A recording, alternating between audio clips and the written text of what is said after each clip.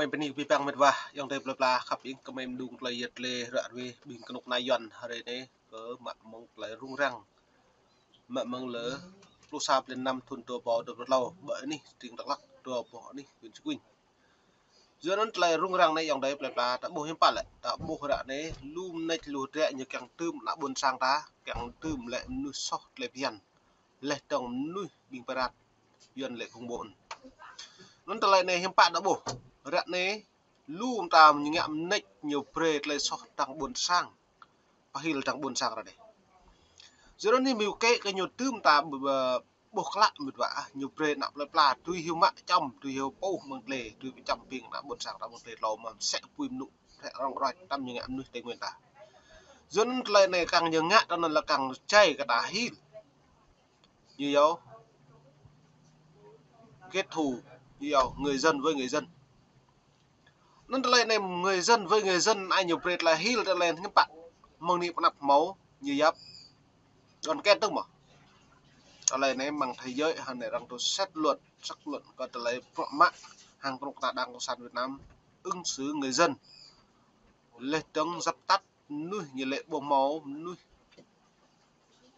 lấy pro bởi ấn đi đặc lắc năm tỉnh Tây Nguyên như dập tắt giờ là do kết lại nhiều dập tắt giờ là sampai bằng hàng này lại nhung bạn như rụng một lập tức đua một trụ sở viên chức quỳnh và xã y tiêu nên từ lại này mày bread is xem lăng mỡ kết lại nhiệt lề đoạn về này mày bệnh đạn lại chân chỗ đấy nên thông tin chỉ nhỏ giọt với dấu hiệu bưng bít rõ ràng. Một cựu nhà báo Reuters người Mỹ tin nào là đúng? Tôi tự hỏi những tờ báo nhà nước bằng tiếng Anh nước được biết đều từ một phía do công an cung cấp. Ông Nguyễn Anh Tuấn, một nhà hoạt động nhân quyền Việt Nam từ Canada. Rồi nó tạo bộ cất thông tin như cung cấp chặt địch nhau trong nước Việt Nam bù màu có lại tự do thông tin, tự do hỏi luận, tự do báo chí,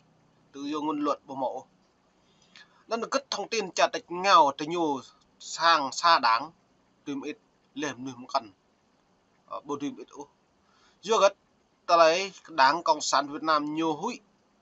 rằng đã gật lấy so có nhiều nó nhiều bộ mình lằng nhối tìm đã sampai bằng pro rằng mau thông tin và ngào lù lo con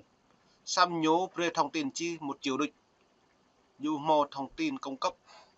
minh bạch rõ ràng cấm nuôi buồn sang lên chặt được nhau thọc lậu do nó mày pre xem lằng ta lấy rõ về này bình luận với RFA qua tin nhắn rằng chính quyền hiện đang loay hoay tìm cách hợp lý hóa tất cả các tình tiết xảy ra trong vụ án này. Hiện nay chính quyền do đó là chính quyền Hà Nội, Cộng sản Việt Nam nhiều ép nách lưu rẹ chẳng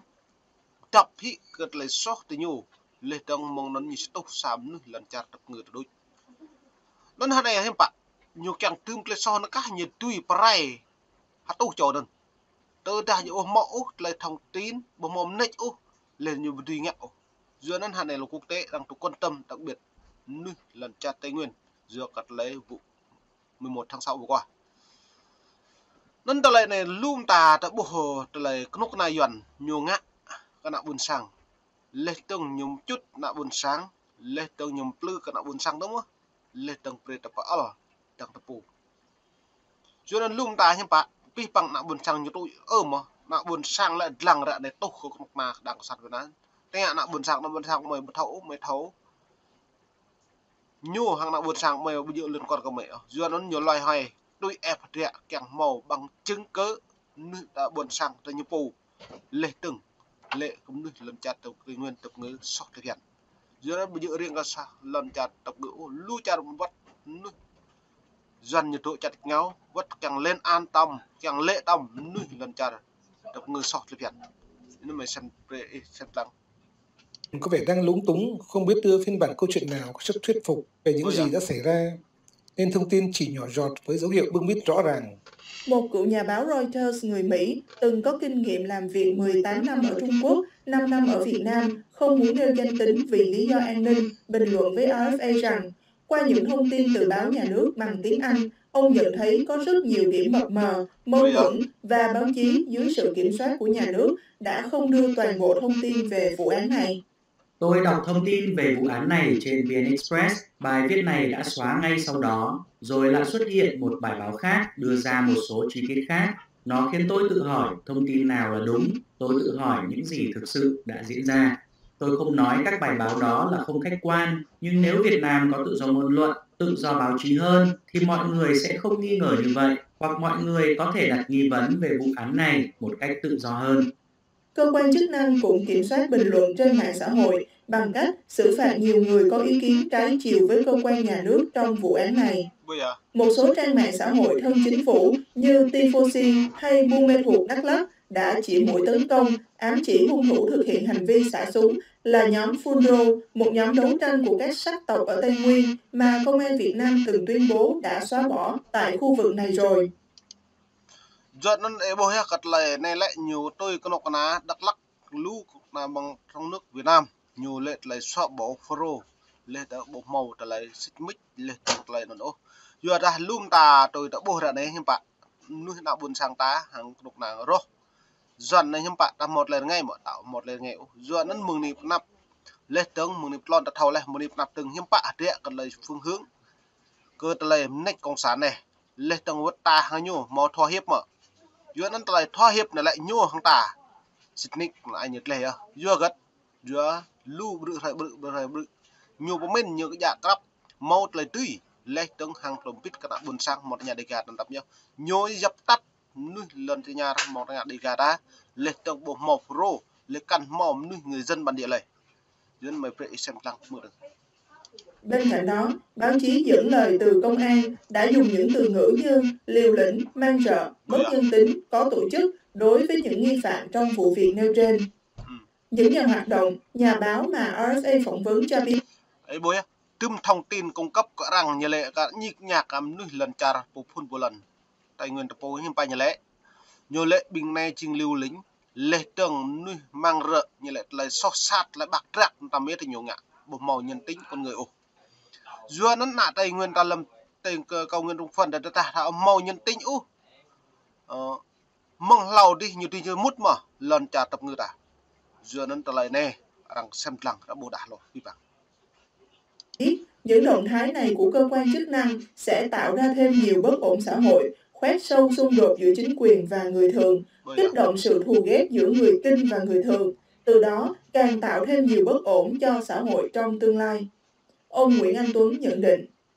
Với cách hành xử này sẽ tiếp tục đào hố sâu ngăn cách giữa các sắc tộc, tiềm ẩn nhiều bất ổn xã hội. Chừng nào chính quyền vẫn duy trì các chính sách sai lầm về đất đai, sắc tộc và tôn giáo, tình hình Tây Nguyên sẽ vẫn bất ổn. Các page thân chính quyền đưa tin săn đuổi người bản địa như vậy, kỳ thực rất vô tri và sẩn ngốc, sẽ đổ dầu vào lửa căm hờn của người bản địa.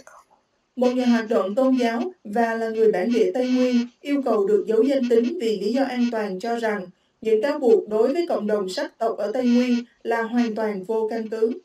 Chính quyền đang khơi dậy ngọn lửa thù hận trong cộng đồng người Kinh và người sắc tộc tại địa bàn tỉnh Đắk Lắk nhằm làm xáo động mối quan hệ của người dân với nhau. Vốn dĩ, mối quan hệ giữa người Kinh ở địa bàn các tỉnh Tây Nguyên với người sắc tộc đã không có sự hòa hợp, cho nên các vụ châm lửa hận thù như thế này lại càng tạo ra cho mối quan hệ xã hội giữa người Kinh và người sắc tộc lại càng xấu hơn. Vì thế, đòn đánh này của chính quyền là dùng người dân ghét người dân, trong tương lai mâu thuẫn. Non talai này sekolah này nhiều dah lại nhiều chính phủ to ani lancar Việt Nam to hampit dah kat lai le rạ về đoàn đánh này lại đoàn lại nhiều pengat lại hiểm bạ nhiều prem nuôi nạ buồn sang tầng nuôi nạ buồn sang rung răng lại phải hiểu này rồi xăm nhiều bắt tháo cơ hội này lại pi bằng pro màu lợi cho người po phun po lần ta po càng nhớ ngạ này ta một thoa hiệp là nhủ ta căn tụ ở hampit là nhủ mừng nịp nạp nhủ ngạ nạp lại như po bây giờ như mạng nuôi người dân bản địa lên từ người dân người Kinh nhủ nhiều mạng người Kinh nhiều po lên chính quyền thì nhiều po mà ắt pi bằng pro lại sót thì nhiều phun mà đây nhiều mạng nuôi nạ buồn sang một nhà đi gà là po mà lên từng hàng con nông na cái nhiều po nhiều cao như áp đặt người dân với người dân bữa nay người dân như lại dân Kinh nhổ hàng người thượng đá nhiều pha đà nó người dân Kinh như lại hàng chính quyền ngạ tả chính nó như lại hiểm bạ lại dân đua vô dân hàng người dân bản địa như pha đà dưới nó là xem rằng đã buộc bằng pro nhiều ngạ lệ tương hàng lời rung răng rạ này nhiều của tụ ép chính cớ mau bằng chứng càng nập ta bởi cái nư quốc tế lệ tương càng lệ nư đã buồn sang phù phun phù lần sót lệ phiền do nên hiện nay hiếm bạ hay đồng đi làm lừa đột lúc pan lên lúc sam đi mò thì nhung ít mò tua bản báo cáo có trở lấy lần tra tập ngư một sót lệ phiền lệ hiểm nư về rát dần dào không bộ nữa nó như truy ná mò tấm trổ bắt hại sắp bọc bạn nhà ba cha mỹ đi sắp bọc dưới nên là sắp bọc đang lệ mà bí bằng đang lệ bộ giáp bằng chứng cỡ lệ tưng có trở lại này lệ ham hang lại từ nhu tùy ép nick như giáp của loài hoài tùy ta càng một bằng chứng cỡ nhu ta giáp tắt hiện nuôi bộ phun một lần lệ tưng nuôi lần cha tập ngư bộ phun một lần bộ mộ như giáp người dân bản địa bộ mộ giờ nó nhiều tụi ép ra nó càng một địa xăm đã này cộng một lấy càng của chỗ dẫn rằng xem lặng bộ mộ lại ngộ thư lệ tưng lặng ta nhố ngạo ra hàng lại dừng nên nó mày phải mượn được như vậy thuẫn và bạo lực bản thân nó sẽ tự động xảy ra mà không cần có sự can thiệp của chính quyền. Nhà báo người Mỹ giấu tên nhận định phản ứng của cơ quan chức năng Việt. Giờ đó nó lại này lại nhiều ngạ pi bằng bồ mò càng nhớ ý nhớ tu cái lại này mò bồ mò như nào lại rẽ là đằng bồ mò rẽ mong lại chính quyền và trốn ốc cơ lại nặng buồn sang ngạ này tôi xem bằng chữ chăn bằng màu tê một cho nó tâm đi lần ấy bố lại lần hào đi ý này là nhiều trách cất lại sau này đừng do quốc tế lăng ta nhổ không sẽ rằng nhổ ép pu lồm nâng bằng lệt lòn tạm như ngẹ người dân bản địa ta đoạn một cho nó đập năng hiệu quả bằng e tạm như ngạ em bộ mà tớ đang lệ lại sau như này hiếm bạn nhổ tâu hơn tầm như lệ mà nó là dự phận mày ô nằm phận nạp lại thằng nạp lại như phố đôi em bộ do nó rằng buộc đa hành tầm nhớ lại lục này doan này nhung địch ta nó mới bị lăng bị như từng Việt Nam trong vụ nổ súng ở Đắk Lắk làm ông nhớ đến cách mà chính quyền Trung Quốc đã dùng để đàn áp người Duy Ngô Nhĩ ở Tân Cương. Ông nói, chính phủ Việt Nam đã và đang đàn áp rất nhiều nhóm sắc tộc khác nhau và đặc biệt là can thiệp vào các hoạt động tôn giáo của các nhóm này. Chính phủ cũng không công nhận tôn giáo mà các nhóm này đang theo và vì vậy xung đột đã xảy ra trong nhiều năm qua. Những vụ án tương tự như vậy xảy ra khá phổ biến với chính quyền Cộng sản Trung Quốc. Tôi đã đưa tin về Trung Quốc gần 30 năm và tôi ok mô này mày đi pipang mệt và là riêng buồn sang tại mức xem mày đã ri đã này nhung trách cái lực một tài dọn này như nào quốc tế đang yêu thế nhủ tập năng đại sứ Mỹ yêu lệ tập truyền thông nhà nước quốc tế yêu thế nhủ lệ nhiều tránh nhiều lệ đó là tôi xem nơi buồn sang đợi lệ lo đợi cho nó nên bây giờ họ mới nên là nạ buồn sang hàng thành phố đối bắp như vậy vậy dưới nó cật lại tôm cồn tạ bồ đạ này hiếm bạn lại nhiều bột hầu mạ bằng trứng cật lại sổ trứng lại ta lại nhố sọt lại phiền nhiều lệ nuôi lần trả bộ phun một lần bố dự nuôi phun một lần ông bố dự nuôi